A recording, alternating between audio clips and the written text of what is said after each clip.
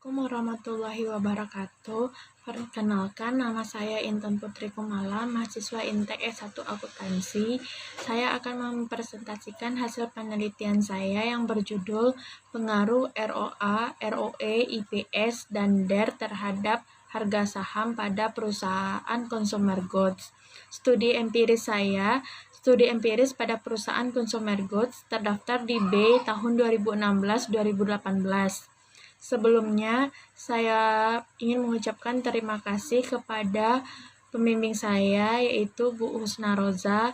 Selanjutnya, saya berterima kasih kepada dosen penelaah dan kepada audiens sekalian. Baiklah, selanjutnya saya akan menjelaskan tentang topik pembahasan. Yang pertama, bab 1 pendahuluan, yang kedua, bab 2 tinjauan pustaka, selanjutnya bab 3 metode penelitian, selanjutnya bab 4 hasil penelitian dan pembahasan, dan yang terakhir bab 5 penutup. Latar belakang. Perkembangan kehidupannya semakin pesat, terutama dalam bidang perekonomian, telah memunculkan berbagai inovasi untuk memenuhi kehidupan manusia. Kehidupan manusia untuk memiliki harta yang lebih, serta kebutuhan manusia untuk mengakumulasikan harta yang dimiliki salah satunya dapat dilakukan melalui investasi di pasar modal. Salah satu kelebihan pasar modal dapat menjadi alternatif pembiayaan pada perusahaan-perusahaan di suatu negara dan juga dapat memberikan keuntungan bagi investor untuk memperoleh keuntungan di masa mendatang.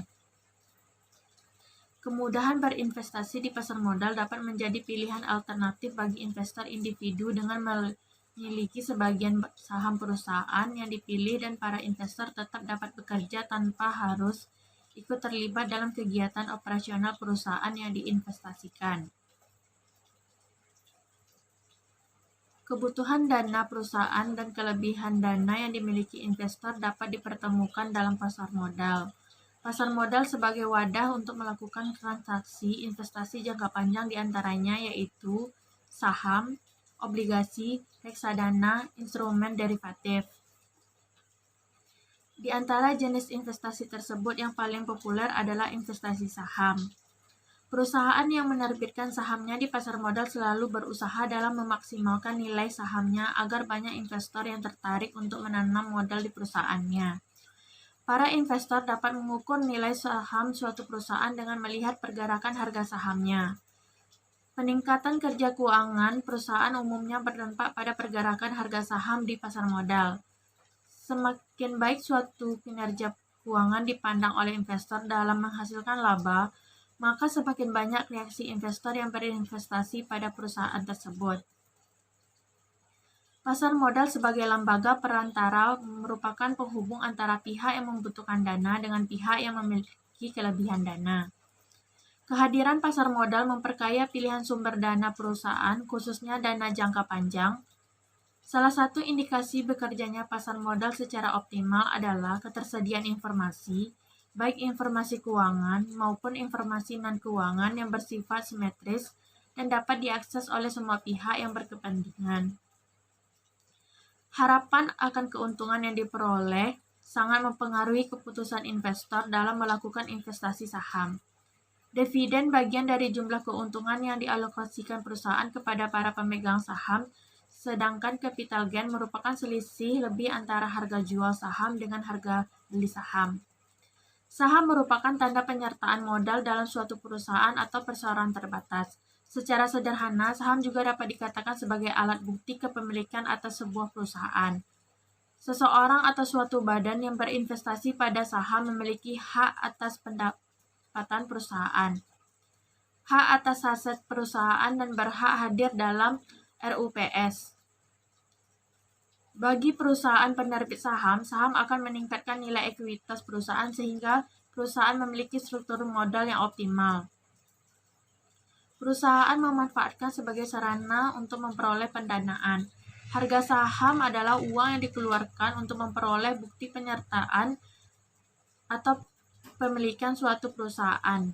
Harga saham dapat juga diartikan harga yang dibentuk dari interaksi antara penjual dan pembeli saham yang dilatar belakangi oleh harapan terhadap keuntungan perusahaan. Salah satu teknik menilai keberhasilan perusahaan adalah menilai analisis terhadap laporan keuangannya. Laporan keuangan adalah laporan pertanggungjawaban manajer atau pimpinan perusahaan atas pengelolaan perusahaan yang dipercayakan kepadanya. Laporan keuangan yang dikeluarkan secara periodik berguna juga untuk mengetahui kinerja suatu perusahaan. Untuk mengetahui kinerja keuangan suatu perusahaan dapat dilakukan dengan menganalisis menggunakan alat-alat analisis keuangan sehingga diperoleh gambaran mengenai baik atau buruknya kondisi keuangan perusahaan pada suatu periode tertentu yang mencerminkan prestasi kerja perusahaan tersebut.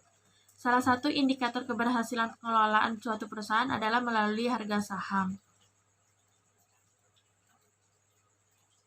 Semakin tinggi harga saham suatu perusahaan dapat diartikan semakin baik pengelolaan terhadap perusahaan tersebut. Kondisi yang seperti ini akan menambah kepercayaan para pemodal untuk berinvestasi di perusahaan emiten. Perkembangan harga saham suatu perusahaan akan mencerminkan nilai saham dan keuntungan yang akan diperoleh pemegang saham tersebut. Jika perusahaan tersebut berjalan lancar, maka harga saham perusahaan akan meningkat. Hal ini menunjukkan bertambahnya tingkat permintaan. Naik turunnya harga saham dipengaruhi oleh berbagai faktor internal maupun faktor eksternal perusahaan. Sebagai faktor eksternal disebabkan oleh sentimen investor, sedangkan faktor internal disebabkan oleh kondisi fundamental perusahaan. Dalam penelitian ini, data penelitian yaitu pada perusahaan consumer goods. Hal ini dikarenakan perusahaan consumer goods dapat bertahan pada krisis global yang terjadi pada pertengahan tahun 2008. Perusahaan consumer goods dapat bertahan karena pada umumnya kurang berpengaruh terhadap kondisi ekonomi. Artinya perubahan ekonomi tidak memengaruhi konsumen atau kebutuhannya terhadap produk perusahaan consumer goods. Dengan tidak berpengaruhnya perusahaan consumer goods terhadap krisis global yang terjadi, maka saham pada kelompok perusahaan consumer goods lebih banyak menarik minat investor karena tingkat konsumsi masyarakat akan semakin bertambah sejalan dengan tuntutan kebutuhan manusia yang semakin tinggi. Indonesia tergolong negara dengan jumlah penduduk sangat banyak. Seiring dengan jumlah penduduk yang besar, tingkat konsumsi masyarakat pun ikut meningkat.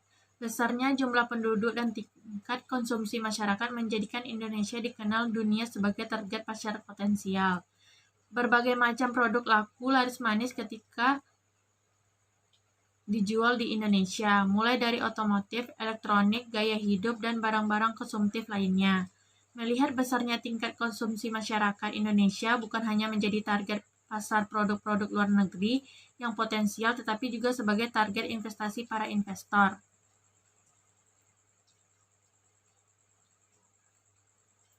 Selanjutnya, yaitu perumusan masalah. Berdasarkan latar belakang, maka dapat perumusan masalah sebagai berikut. Yang pertama, apakah return on asset berpengaruh terhadap harga saham? Yang kedua, apakah return on equity berpengaruh terhadap harga saham? Yang ketiga, apakah earning per share berpengaruh terhadap harga saham? Yang keempat, apakah debt equity ratio berpengaruh terhadap harga saham? Yang kelima, apakah terdapat pengaruh secara simultan dari return on asset, return on equity, earning per share, dan debt equity ratio terhadap harga saham? Selanjutnya, tujuan penelitian. Yang pertama, untuk mengetahui pengaruh ROA terhadap harga saham. Yang kedua, untuk mengetahui pengaruh ROE terhadap harga saham. Yang ketiga, untuk mengetahui EPS terhadap harga saham. Yang keempat, untuk mengetahui pengaruh DER terhadap harga saham. Yang kelima, untuk mengetahui pengaruh secara simultan dari ROA, ROE, EPS, dan DER terhadap harga saham. Manfaat penelitian.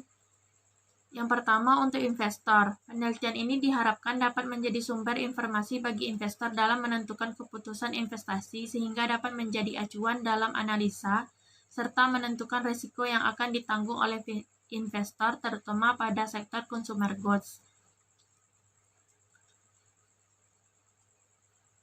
Perusahaan. Peneliti Ini diharapkan dapat memberikan informasi tambahan bagi perusahaan dalam mengukur kinerja perusahaan, dan return yang didapatkan perusahaan dapat menjadi acuan untuk lebih mengembangkan kinerja perusahaan untuk masa yang akan datang. Penelitian ini diharapkan sebagai pendalam teori yang sudah diperoleh dan menambah wawasan dalam melakukan analisa terkait kondisi fundamental suatu perusahaan dan keadaan ekonomi di suatu negara. Bagi peneliti selanjutnya, penelitian ini dapat dijadikan sebagai sumber referensi untuk peneliti selanjutnya mengenai variabel fundamental perusahaan dan dampaknya terhadap harga saham consumer goods di Indonesia. Analisis data statistik. Penelitian ini dilakukan untuk menilai hubungan antara ROA, ROE, EPS, dan DER sebagai variabel independen dan harga saham sebagai variabel dependen. Objek penelitian adalah perusahaan-perusahaan sektor barang konsumsi yang terdaftar di Bursa Efek Indonesia pada tahun 2016 sampai tahun 2018 dengan sampel yang memenuhi validitas data sebanyak 20 perusahaan sehingga akumulasi jumlah sampel digunakan sebanyak 60.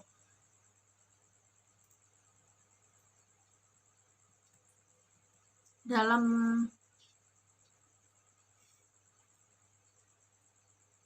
penelitian ini diolah menggunakan SPSS versi 25. Uji statistik deskriptif. Statistik deskriptif menggambarkan jumlah data sampel yang digunakan dalam pengujian penelitian yang menunjukkan nilai minimum, maksimum, nilai rata-rata, dan standar deviasi setiap variabel. Pengolahan data dilakukan dengan SPSS versi 25 yang didapatkan hasil atau output mengenai statistik deskriptif. Pada output tabel berikut adalah hasil uji statistik deskriptif.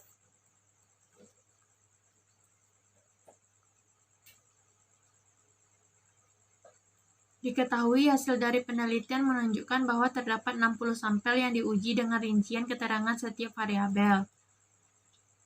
Return on asset dengan jumlah data sampel sebesar 60 menunjukkan nilai minimum dihasilkan sebesar 0,01 oleh perusahaan sekar bumi dalam rentang periode 2016-2018 yang menjelaskan bahwa sekar bumi memiliki return on asset terendah. Nilai maksimum return on asset sebesar 0,92 oleh Merck Tbk, yang artinya perusahaan ini mampu memberikan pengembalian atas aset yang ditanamkan dalam menghasilkan laba sebesar 0,92. Nilai rata-rata pengembalian aset sebesar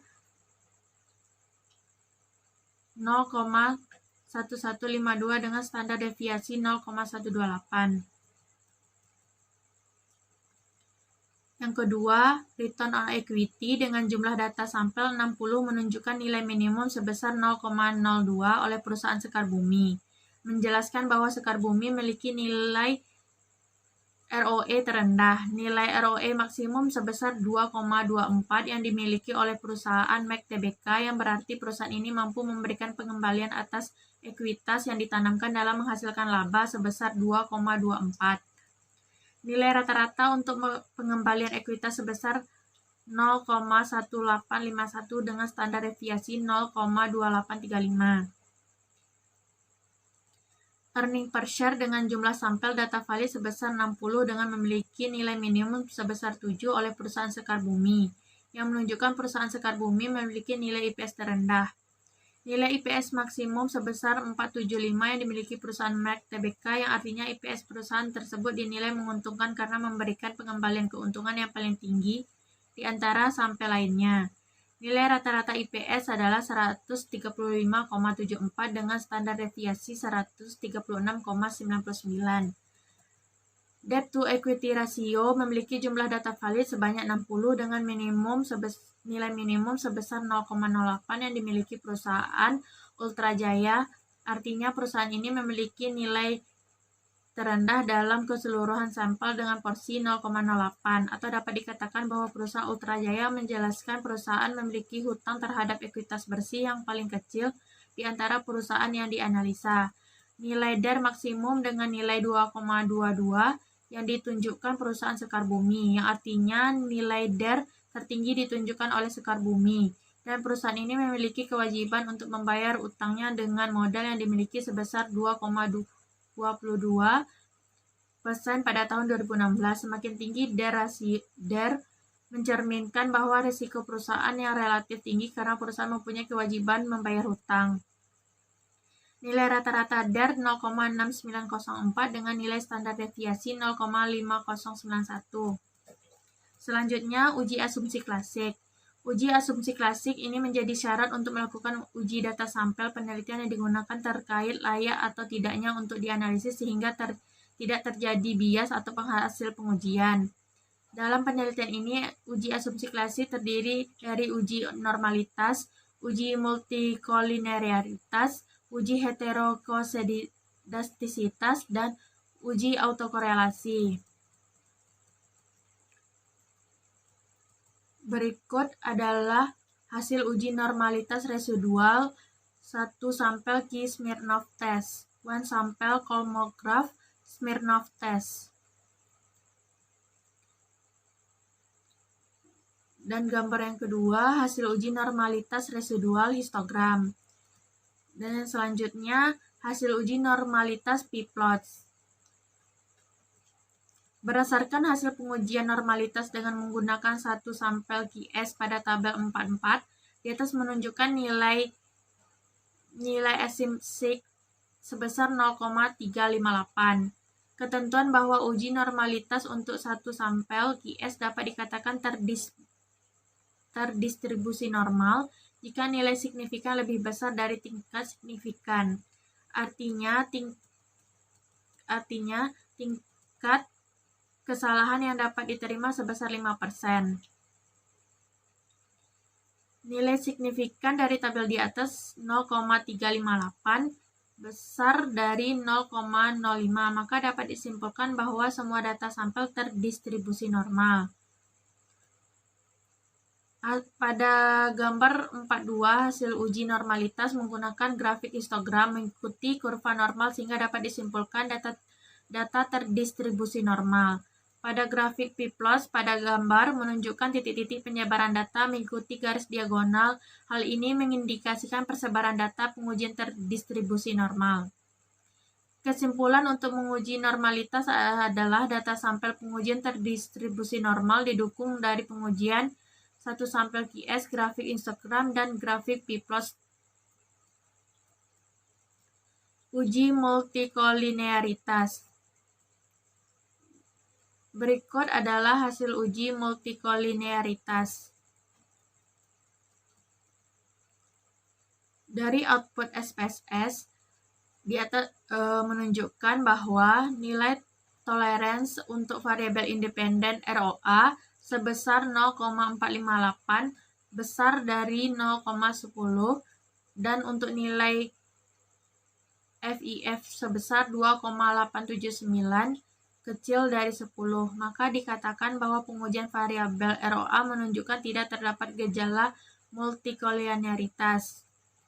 Selanjutnya, untuk variabel ROE, maka dapat dikatakan bahwa pengujian variabel ROA menunjukkan tidak terdapat gejala multikolinearitas. Yang selanjutnya, bisa kita lihat pada nilai toleransinya IPS, maka dapat dikatakan bahwa pengujian variabel IPS menunjukkan tidak terdapat gejala multikolinearitas. Yang keempat, pada variabel independen debt equity ratio, pada tabel tersebut nilai toleransinya bisa dilihat, maka dapat dikatakan bahwa pengujian variabel DER menunjukkan tidak terdapat gejala multikolinearitas. Dari keseluruhan variabel independen yang digunakan dalam penelitian ini, yaitu variabel ROA, ROE, IPS, dan DER, disimpulkan bahwa tidak terdapat gejala multikolinearitas dengan nilai toleransi lebih besar dari 10 dan nilai FIF lebih kecil dari 10. Selanjutnya yaitu uji autokorelasi. Berikut adalah hasil uji autokorelasi yang Darby-Watson. Setelah dilakukan pengujian autokorelasi pada penelitian, ini nilai DW yang dihasilkan adalah sebesar 1,075. Nilai tersebut berada di antara min 2 dengan plus 2, maka dapat dikatakan bahwa model regresi linier pada penelitian ini bebas dari masalah autokorelasi. Selanjutnya, model analisis data. Model analisis data yang digunakan adalah analisis regresi linier berganda dengan variabel independen yang lebih dari satu variabel. Hasil pengujian untuk analisis regresi linier berganda dapat dilihat pada tabel koefisien sebagai berikut. Berikut adalah hasil uji regresi linier berganda. Dari output koefisien dapat dimasukkan ke rumus persamaan regresi linier berganda dengan perumusan berikut. Berikut adalah rumus persamaan regresi linier berganda. Dengan rumus persamaan regresi linier berganda di atas dapat diinterpretasikan persamaan regresi linier sebagai berikut.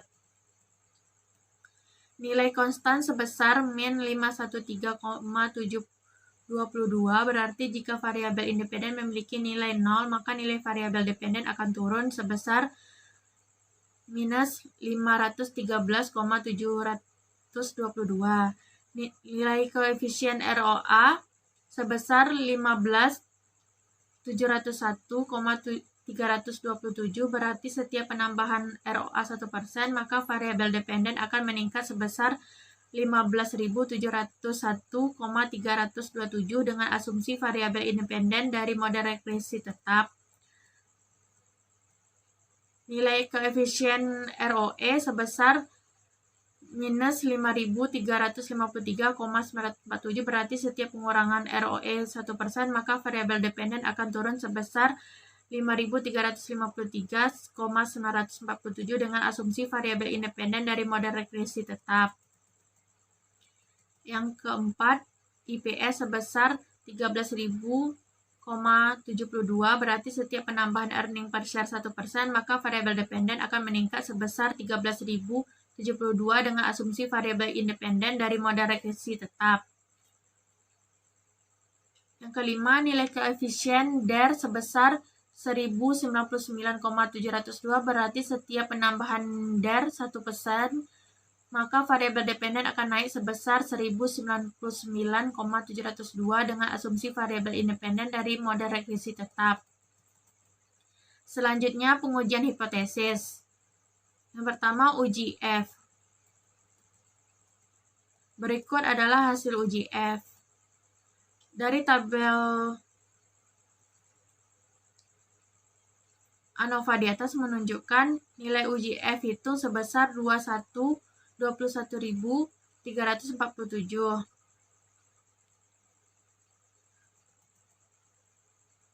Pada posisi F tabel berada di 465 didapatkan nilai 2,51. Berarti F hitung 21,347 lebih besar dari 2,51 F tabel dengan nilai signifikan sebesar 0,00 kecil dari 0,05. Maka berdasarkan uji F yang ditunjukkan pada tabel ANOVA, ditarik kesimpulan bahwa variabel independen mempunyai pengaruh simultan bersama-sama terhadap variabel dependen. Selanjutnya, uji T. Berikut adalah hasil uji T. Untuk uji T dapat diinterpretasikan dengan melihat signifikan jika lebih kecil dari 0,05, maka variabel independen memiliki pengaruh signifikan secara parsial terhadap variabel dependen. ROA menunjukkan signifikan 0,091 besar dari 0,05, maka secara parsial ROA tidak berpengaruh signifikan terhadap variabel dependen harga saham. ROE tidak berpengaruh signifikan terhadap variabel dependen. IPS menunjukkan secara parsial berpengaruh signifikan terhadap variabel dependen yaitu harga saham. Debt to equity ratio menunjukkan tidak berpengaruh signifikan terhadap variabel dependen harga saham. Berdasarkan hasil uji T secara parsial dan interpretasi di atas dapat disimpulkan bahwa ROA, ROE, dan DER secara parsial tidak berpengaruh signifikan terhadap harga saham, sedangkan variabel earning per share secara parsial berpengaruh signifikan terhadap harga saham. Selanjutnya, uji koefisien determinasi. Berikut adalah hasil uji koefisien determinasi. Berdasarkan pada hasil tersebut, nilai adjust R squared sebesar 0,580 atau 58%, artinya variabel independen mampu mempengaruhi variabel dependen sebesar 58% dan sisanya sebesar 42% dipengaruhi oleh faktor lain atau variabel lain yang tidak termasuk dalam penelitian. Selanjutnya itu pembahasan hipotesis.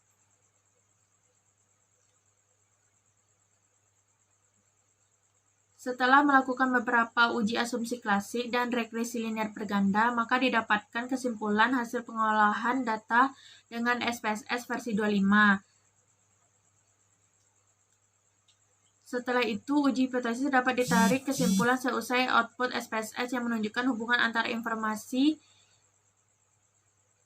yang dicerminkan dari perhitungan rasio keuangan yang menjadi variabel independen dan variabel dependen. Berikut merupakan hasil pembahasan hipotesis. Pengaruh ROA terhadap harga saham.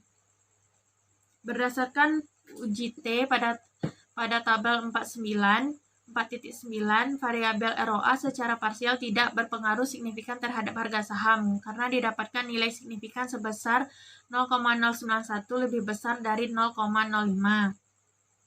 Hal ini tidak sesuai dengan hipotesis awal pada hipotesis 1 bahwa ROA berpengaruh terhadap harga saham.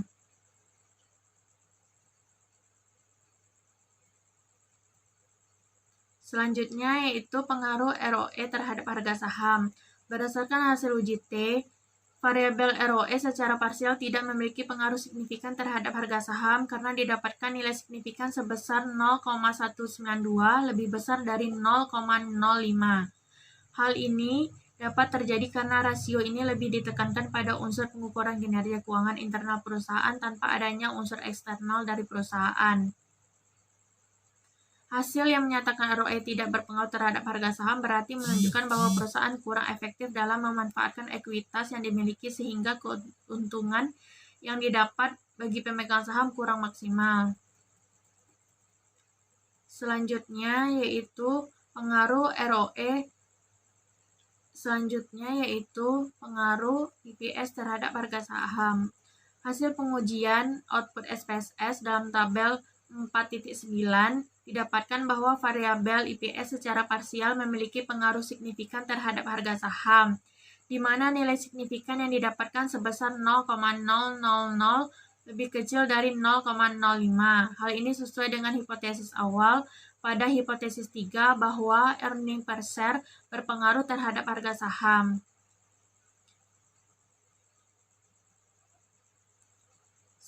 Selanjutnya, pengaruh debt to equity ratio terhadap harga saham. Berdasarkan hasil pengujian, secara parsial, debt to equity ratio tidak berpengaruh signifikan terhadap harga saham dengan nilai signifikan sebesar 0,143 lebih besar dari 0,05.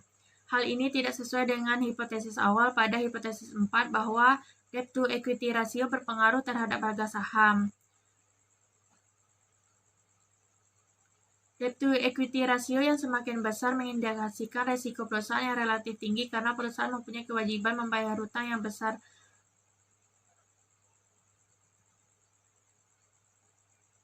Selanjutnya yaitu pengaruh ROA, ROE, EPS, dan DER terhadap harga saham secara simultan.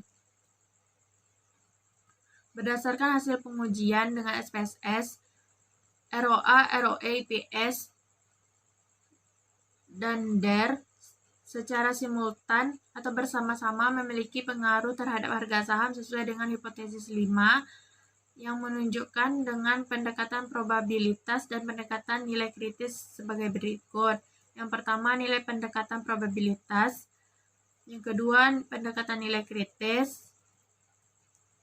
Variabel-variabel independen yang digunakan dalam penelitian ini menunjukkan sebesar 0,58 atau 58% pada tabel 4.10. Dapat diinterpretasikan bahwa variabel independen meliputi ROA, ROE, IPS, dan DER mampu mempengaruhi variabel dependen sebesar 58% dan sisanya 42% dipengaruhi oleh faktor atau variabel lain yang tidak termasuk dalam variabel penelitian ini.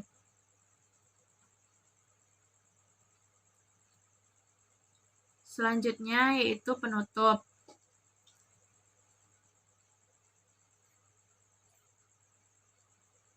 Kesimpulan dari penelitian ini yaitu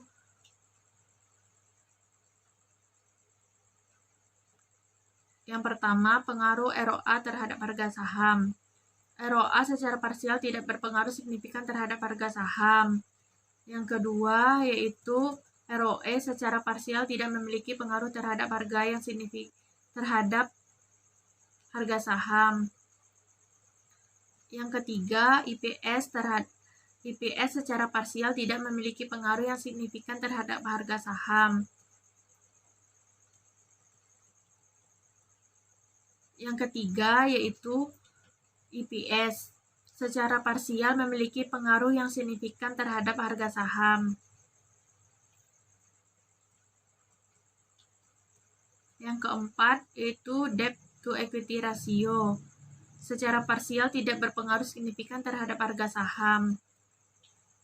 Yang kelima, ROA, ROE, IPS, dan DER berpengaruh secara simultan atau bersama-sama terhadap harga saham.